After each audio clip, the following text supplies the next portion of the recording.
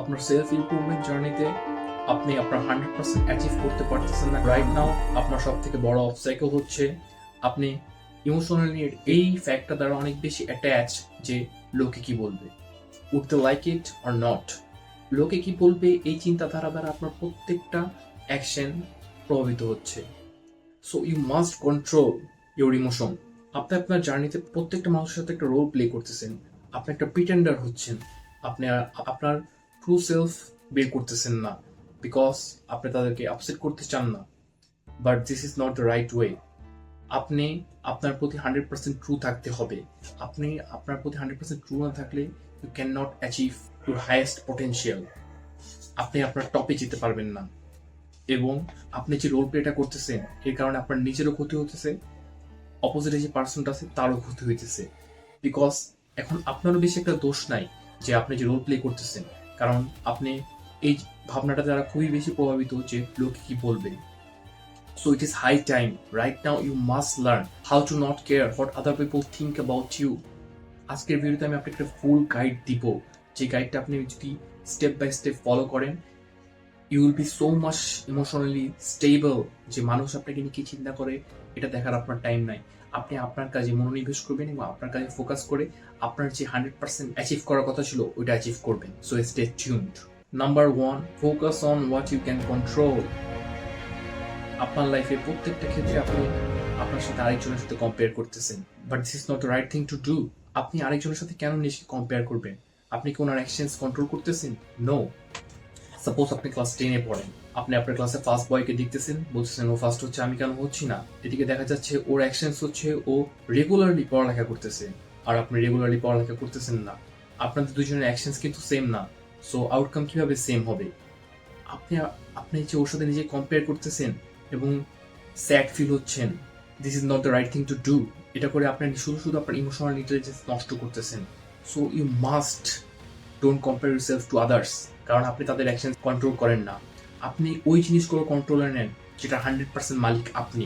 আপনি প্রতিদিন ঘুম থেকে উঠে এই জিনিসটা আপনি 100% উইন করেন, সেটা হচ্ছে আপনার অ্যাকশনস। আপনি লাইফে যাই হইতে চান ওদিকে যেতে আপনার যে এফোর্টটা দেওয়া প্রয়োজন ওইটা লিস্ট করেন এবং ওই ওয়াইজ কাজ করে যান, এবং প্রত্যেকটা জিনিস আপনার পরে বেস্ট দেন, because this is the only thing you can do, control the things that are in your hand. এবং আপনার হাতে যে জিনিসগুলো আছে এগুলো যদি আপনি ফুললি ইউজ করতে পারেন এবং প্রত্যেকটাই আপনি 100% দেন, will be successful. Yeah, it is simple but it will take time. Number 2, don't value the opinions of those you don't respect. আপনি একজন, ধরলাম আপনি একজন ইউনিভার্সিটি ড্রপ আউট, আপনি ইউনিভার্সিটি ড্রপ করে আপনার কিছু ফ্রেন্ডস নিয়ে একটা কুরিয়ার বিজনেস স্টার্ট করলেন। আপনার বিজনেস ভালোই যাচ্ছে, আপনি আপাতত তেমন একটা প্রফিট মেক না করলেও যা মেক করতেছেন ওটাতে আপনার চলে যাচ্ছে, এবং ইন ফিউচার আপনার কুরিয়ার কোম্পানির অনেক ভালো একটা ফিউচার আছে। সো আপনি একদিন রাস্তায় হেঁটে চাইতেছেন, এলাকার কিছু লোকজন বলতেছে দেখ দেখ এই ছেলেটা পড়ালেখা ছেড়ে দিচ্ছে, এখন কি কুরিয়ার ব্যবসা করে, ডেলিভারি দেয়, এটা করে ওটা করে, কি কাজ করে, ছোট লোক। এখন হেলথকেয়ার ওই লোকটা যা দেখতেছেন পান বিক্রি করতেছে, কেউ দোকানদার। আপনার কি মনে হয় আপনি একটা বিপদ আপদে পড়লে তাদের থেকে অ্যাডভাইস আস্ক করবেন? যাদের থেকে অ্যাডভাইস নিতেছেন আপনি তাদের কথায় ফোকাস কেন দিতেছেন? তাদের এই অযথা কথাগুলো নিয়ে আপনার মাথায় জ্যাম দিতেছেন। এইসব মানুষের নিজের লাইফে তেমন কোনো সাকসেস নেই, ওরা আপনাকে কি অ্যাডভাইস দিবে?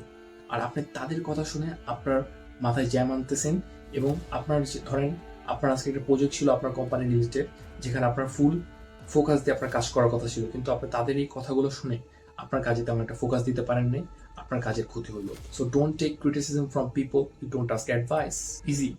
নাম্বার 3, আপনি তখনই আপনার 100% পোটেনশিয়াল রিচ করবেন যখন আপনি ট্রুলি আপনার সেলফ হবেন। আপনি ট্রুলি ইউর সেলফ। চিন্তা করেন একটা গাছের কথা। একটা গাছ যখন বড় হয় তখন এটা ফল এবং অক্সিজেন দেয়, একটা প্রোডাক্ট, রাইট? সো আপনি যখন আপনার জার্নিটা ফুলফিল করবেন, আপনি আপনার ম্যাক্সিমাম পোটেনশিয়াল রিচ করবেন, you'll be so much valuable to the world. আপনার এক্সিস্টেন্সের একটা মিনিং আছে। আপনি যদি সবার কথায় আপনার ডিরেকশন চেঞ্জ করতে থাকেন, আপনার লাইফের কাঙ্ক্ষিত আউটকাম আসবে না, কারণ আপনি সবার কথাই নিতেছেন, রাইট? আপনাকে লোকে যা বলতেছে আপনি ওই অনুযায়ী চলতেছেন, আপনার নিজের কোনো পার্সোনাল গতিবিধিই নাই, আপনি নিজের প্রতি ট্রু থাকতেছেন না, যে যা বলতেছে আপনি ওই ওয়াইজ যেতেছেন, তাহলে কিভাবে আপনি আপনার কাঙ্ক্ষিত গোলে যাবেন?